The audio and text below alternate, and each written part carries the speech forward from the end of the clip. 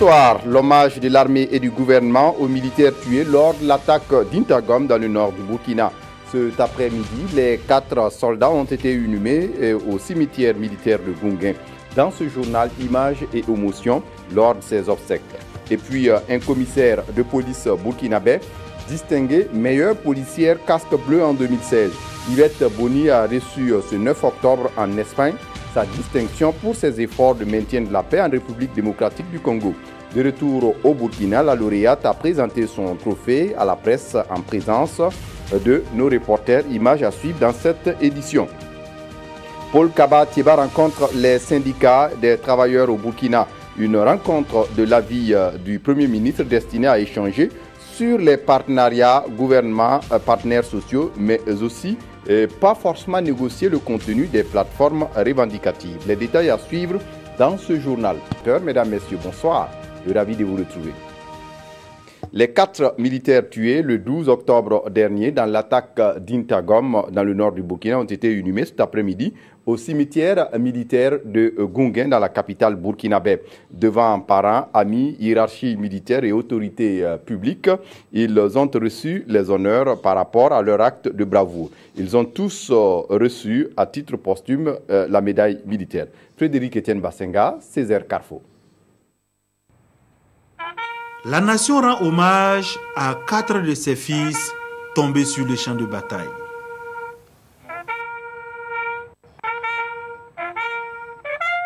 À Intangom, Dabourgou Adama, Ouedraogo Alain, Ouedraogo Joël et Batuno Amidou ont été fauchés dans la fleur de l'âge par les balles assassines des terroristes.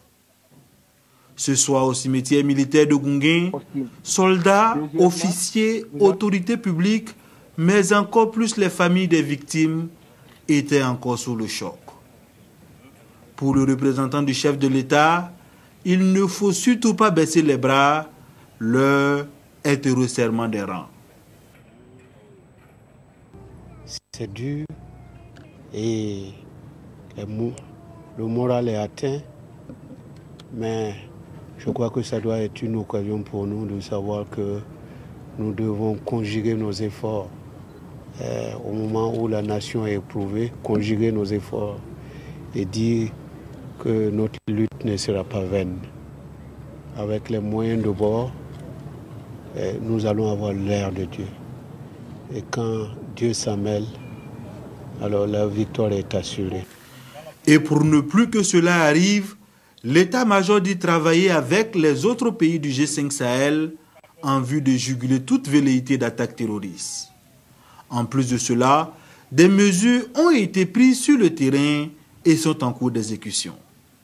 Les enseignements que nous en avons tirés, il s'agit dans un premier temps de procéder à une organisation du terrain. Et cela consiste à réaliser des infrastructures de protection du site, du détachement, des infrastructures qui sont. Les travaux ont commencé depuis au lendemain donc, des attaques. Les éléments de génie ils sont déployés. Et l'organisation du terrain est développée en amont un dispositif et un réseau d'acquisition d'enseignement pour prévenir ce genre d'attaque parce que le mode d'action des groupes armés terroristes, ce sont des individus qui viennent en général de nuit, à des heures où on suppose que les sites visités, le personnel qui est déployé est en phase de relâchement. Et donc cela nous a mené à renforcer aussi les capacités de détachement d'Intangom et à donner des consignes strictes aux hommes par rapport au mode d'action des groupes armés terroristes que nous avons pu constater aussi au Burkina Faso qu'au Mali, et c'est le mode type d'opératoire. Dabourgou Adaman, Ouedraogo Alain, Ouedraogo Joël et Bationo Amidou ont tous reçu la médaille d'honneur militaire à titre posthume. Lors de cette attaque terroriste, en plus des militaires tués, des civils inconseillés du village et son fils ont trouvé la mort. Les militaires burkinabés sont pointés du doigt dans la mort de ces civils. Le chef d'état-major général des armées s'exprime sur la question. On l'écoute au micro de Frédéric Etienne Bassenga. Voilà, j'ai eu l'occasion de me rendre sur le terrain pour écouter la narration des faits et ce qui s'est passé lorsque nos hommes, sur leur position à Intagom, ont aperçu ces individus, ces assaillants à moto. Et aux abords donc, de leur position, ils ont aussi aperçu un troupeau de bétail. Un troupeau de bétail qui a servi en quelque sorte comme écran, et comme écran donc, pour pouvoir tirer sur nos hommes. Et par la suite, tout ce qui pouvait être comme des individus dans la zone, naturellement, ils pouvaient être considérés comme des assaillants. Et c'est ainsi que dans les tirs, ces deux individus qui ont été abattus ont été après découverts. Ils n'ont pas aperçu de berger dans la zone. C'est vrai, nous sommes sur un théâtre d'opération. Il est inadmissible, il est intolérable que des individus puissent venir se manifester dans une telle zone. Nous demandons comment et pourquoi de tels individus ont pu se trouver sur une terre d'opération. Et la situation concerne le décès de ces deux individus. En tous les cas, le directeur de la justice militaire et le chef d'état-major militaire ont été inscrits pour mener des investigations afin que cette situation soit élucidée.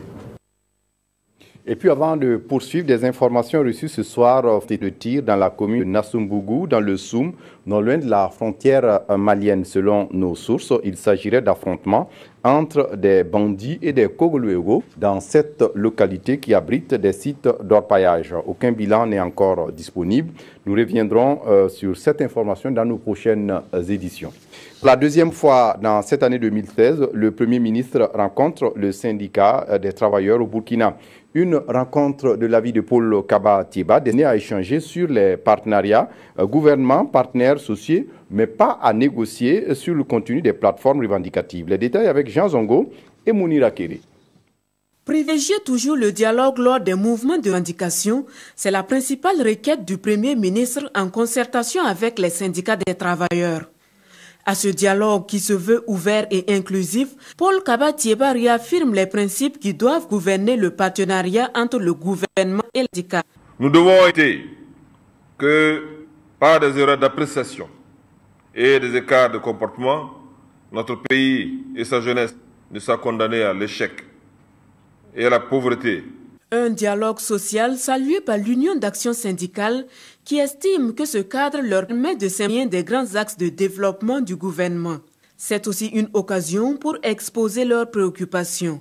Quand on estime que les revendications des travailleurs ne sont que salariales ou des revendications pécuniaires, c'est ne pas faire confiance non seulement à l'interlocuteur en tant qu'acteur social, c'est à la limite même l'ignorer ou le méconnaître. Pour parvenir à une convergence de points de vue sur les aspirations des différents corps de métier, le Premier ministre annonce la mise en place d'un cadre permanent de dialogue social. Le président du FASO attache du prix à la mise en place de cet instrument, de qui il attend des résultats probants en matière de solutions, en matière de résolution de nombreuses questions et préoccupations des partenaires sociaux, patronat et travailleurs. Le Premier ministre souhaite également que les différentes sollicitations des syndicats soient reversées à la prochaine rencontre gouvernement-syndicat qui se tiendra en décembre prochain. La Banque africaine de développement BAD octroie environ 22 milliards de francs CFA au Burkina Faso pour financer son projet d'électrification des zones périurbaines de Bobo-Dioulasso et de Ouagadougou. L'accord de don vient d'être conclu ce matin entre le gouvernement du Burkina et la banque et c'était en présence de Oumar Zombré. La coopération entre le Burkina Faso et la Banque africaine de développement BAD est au beau fixe. En témoigne la signature de cet accord de don et de près de 22,6 milliards de francs CFA octroyés au gouvernement burkinabé. Il s'agit d'un appui pour tout ce qui est de l'énergie et particulièrement l'électrification de quartiers périphériques de Ouagadougou et de Bobo-Dioulasso. Comme vous le savez, l'énergie est extrêmement importante. Ce financement sera mis à la disposition du ministère de l'Énergie, des Mines et des Carrières. Il permettra de renforcer les capacités de la Société nationale burkinabé d'électricité Sonabel et d'accroître l'accessibilité de l'électricité. Ce projet avec l'accompagnement de la BAD à hauteur de 31 milliards, dont 22 milliards supportés par la BAD, va permettre de pouvoir donc restructurer le réseau de la Sonabel d'un côté et de l'autre côté de donner accès à l'électricité à 17 500 ménages. Donc on va raccorder 17 500 ménages à Ouaga et Bobo, qui est très énorme. Le ministre de l'Énergie a aussi ajouté qu'avec l'accompagnement de la BAD, un système de producteurs indépendants d'électricité sera mis en place dans la partie est de Ouagadougou et produira entre 100 et 150 MW thermiques en plus du projet d'installation de centrales solaires en cours. Toute chose qui va contribuer à une façon considérable le délestage. Le ministère de la Communication vient de lancer le fonds d'appui à la presse privée.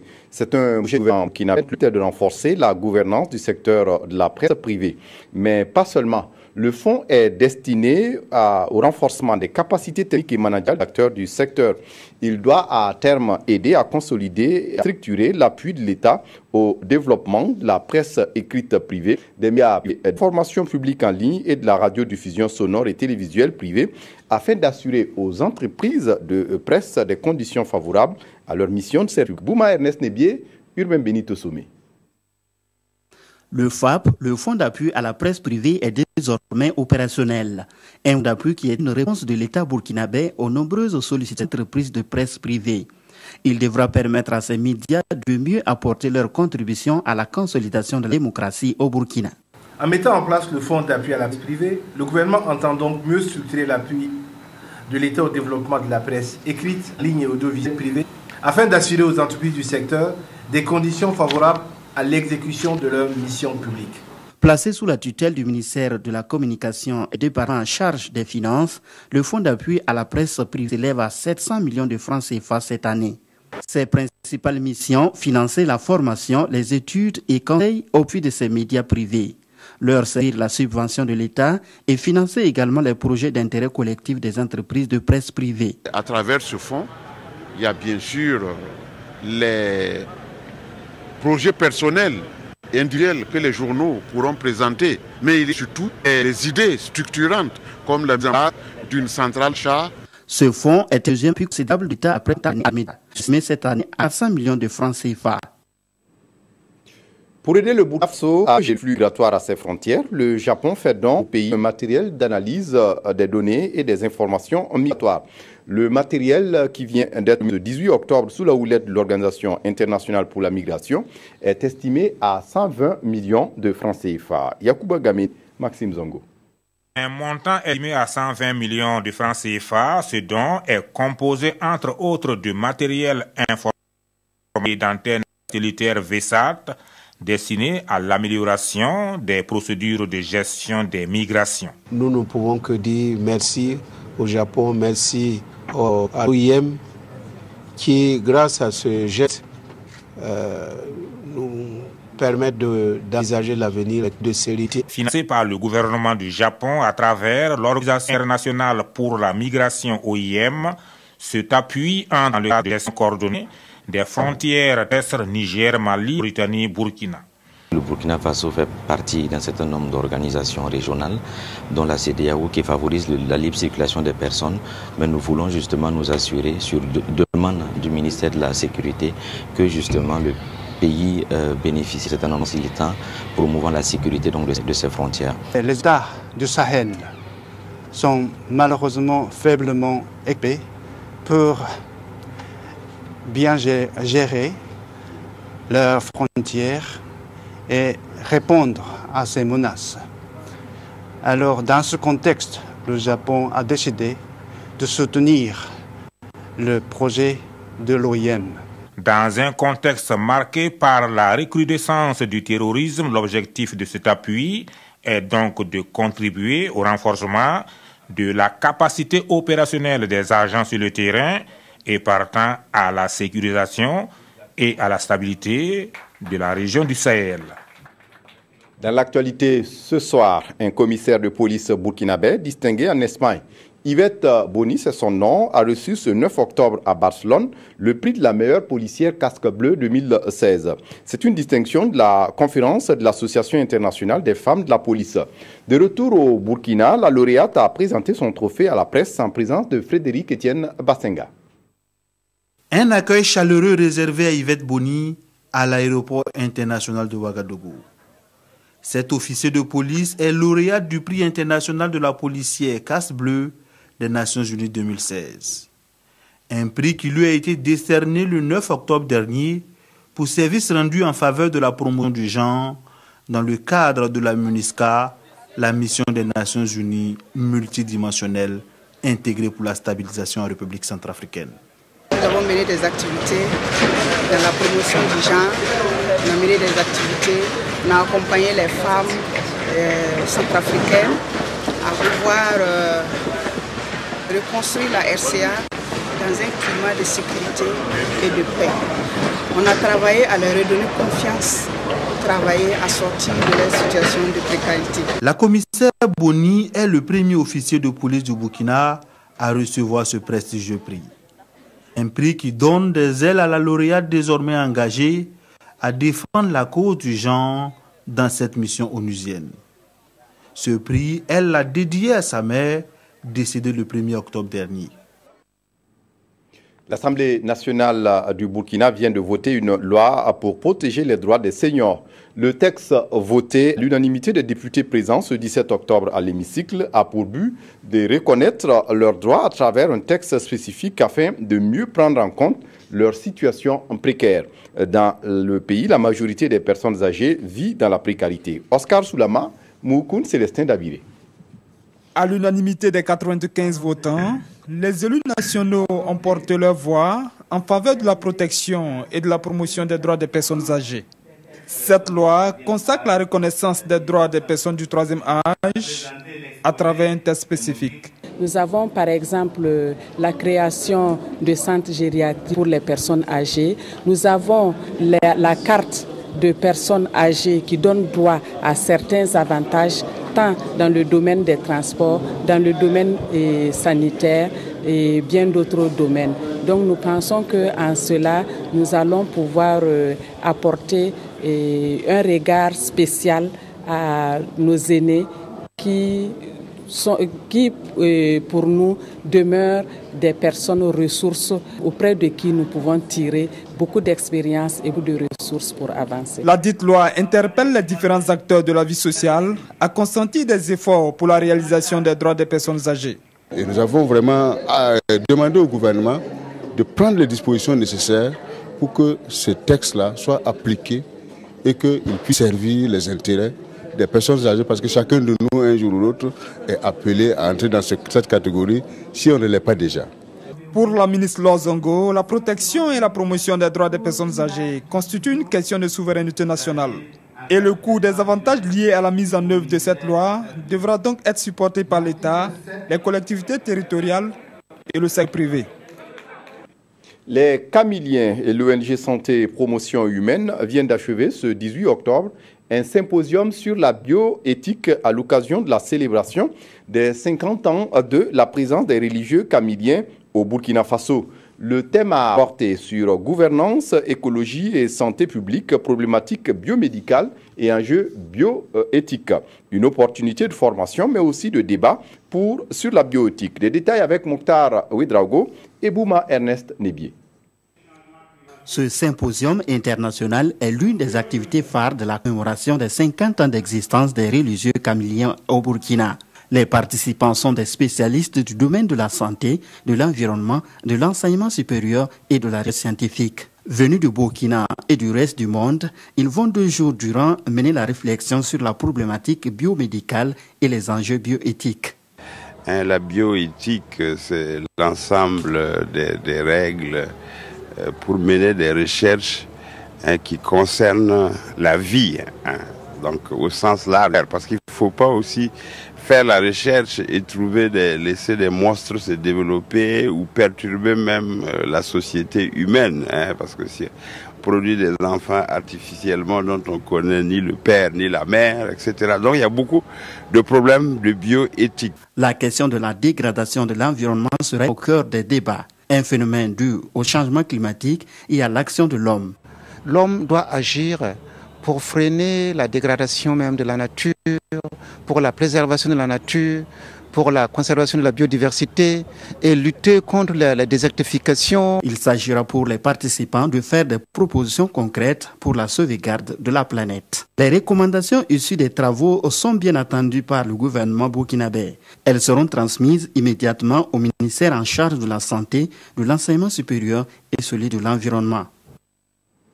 Et avant de poursuivre, le président du Faso, Christian Kaboré, se rendra au Vatican le 20 octobre prochain pour une audience avec sa sainteté, le pape François. Selon la direction de la communication de la présidence du Faso qui donne l'information, au cours de son audience, le président du Faso, qui est accompagné par des responsables religieux du Burkina, évoquera avec le souverain pontife des questions d'intérêt commun aux deux États et explorera les pistes pour renforcement.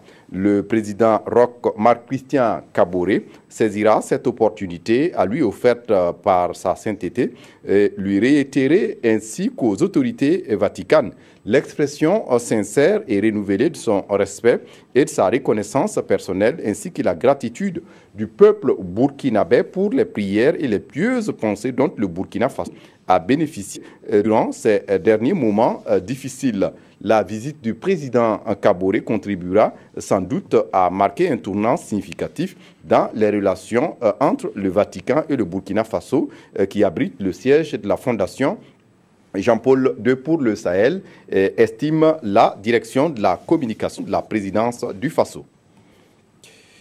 Et pour poursuivre, l'ONG Maristop International réunit ses membres pour un programme commun aux pays sahéliens. L'ONG entend travailler à la cohésion et à la synergie d'action entre ses membres au sud du Sahara. Nyarkiteda. Ces 26 représentants de Maristop International Sahel veulent conjuguer leurs efforts pour un meilleur service de planification familiale. Venus du Mali, du Niger, du Sénégal et du Burkina Faso, ils ont des jours pour discuter du nouveau visage à donner à cette organisation non gouvernementale.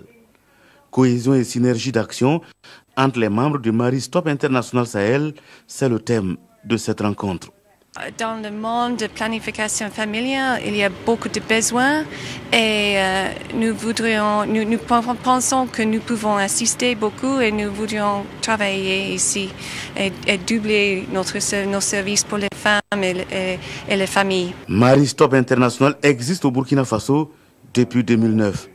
Et en 2015, ce sont plus de 140 000 Burkinabés qui ont bénéficié de ces prestations en planification familiale. Nous sommes en train de mettre en œuvre actuellement un canal innovateur, c'est-à-dire des MSLI, c'est des sages-femmes qui sont dotées de toute la logistique pour aller prester là où cela est possible, là où les femmes se trouvent, les méthodes de planification familiale de leur choix et de leur apporter les conseils nécessaires en réalité en vue d'une sexualité, d'une vie procréative saine et responsable. Maristop a mis en œuvre il y a déjà 3 mois un numéro vert. Ce numéro c'est le 80 00 12 07. Maristop International œuvre dans la défense des droits fondamentaux des femmes et des couples à décider librement du nombre et de l'espacement de leurs enfants. Au Burkina Faso, il ne s'agit pas seulement d'améliorer les conditions financières et l'accessibilité physique des juridictions pour que le droit soit bien dit. Il faut aussi travailler sur le management des juridictions et du personnel.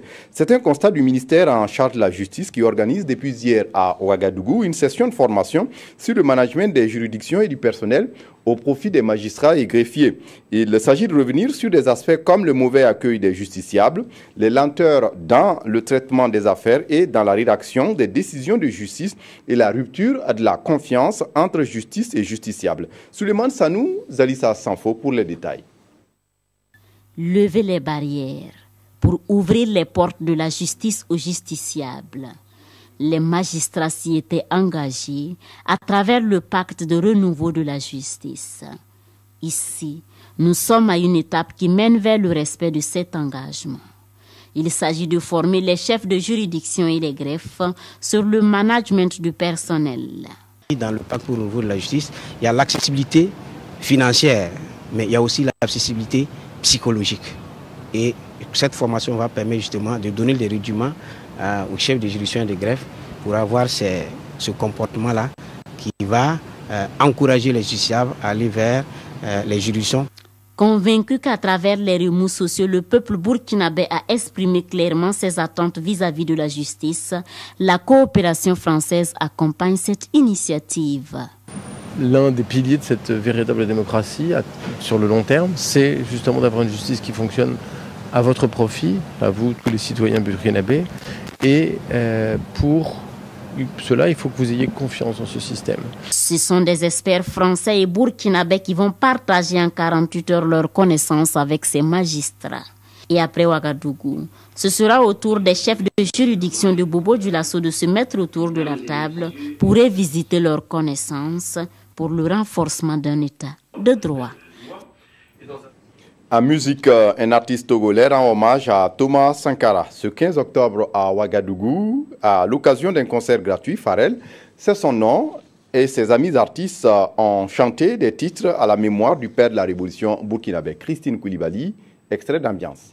7 Days, c'est un album que l'artiste Pharrell dédie à Thomas Sankara. Et c'est ce 15 octobre, date anniversaire de l'assassinat du père de la révolution burkinabé, que l'artiste Lambimé, Laré Damitete à l'état civil, a choisi pour le lancement officiel de son premier album. J'ai sorti l'album depuis avril-mai, mais j'ai décidé aujourd'hui pour commémorer cette date-là et faire ma dédicace en fait. La cérémonie a été l'occasion de se souvenir des actions de Thomas Sankara et les valeurs qu'il incarnait.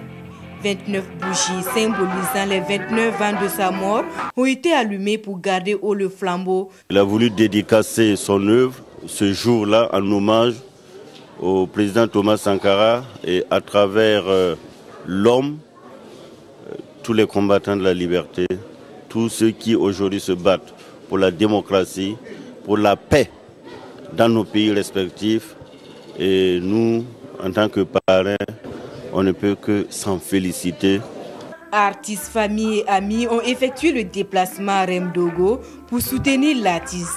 Et pour l'artiste togolais, Thomas Sankara constitue un modèle pour la jeunesse et il espère que la justice sera bientôt rendue 29 ans après sa disparition. À travers cette soirée, Pharrell entend rendre hommage une fois de plus à Thomas Sankara.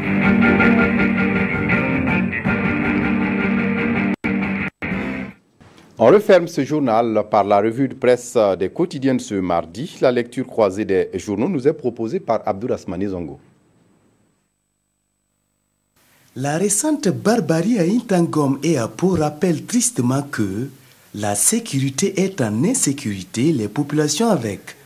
Mais le monsieur sécurité ne désarme pas pour autant, remarque notre temps, pour qui Simon Compaoré bat le rappel des troupes policières, histoire de requinquer leur morale, tout en privilégiant la collaboration avec les citoyens.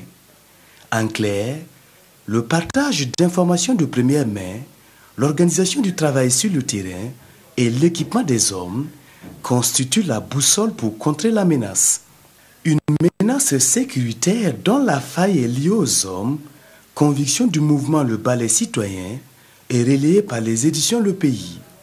Selon cette OSC très remontée, je cite, « Il faut mettre les hommes qu'il faut à la place qu'il faut ». Toujours sur le chapitre sécuritaire, l'Obs s'interroge. Qui a donc tué le conseiller municipal et son fils à Intangom? Question embarrassante et réponse troublante, les enquêtes sont en cours. C'était au cours de la rencontre des hommes de médias avec les forces armées nationales en starting block pour leur 56e anniversaire. Un anniversaire du 1er novembre rappelle les éditions Sidoya à célébrer sans étonnement actualité oblige sous le prisme de défis sécuritaires.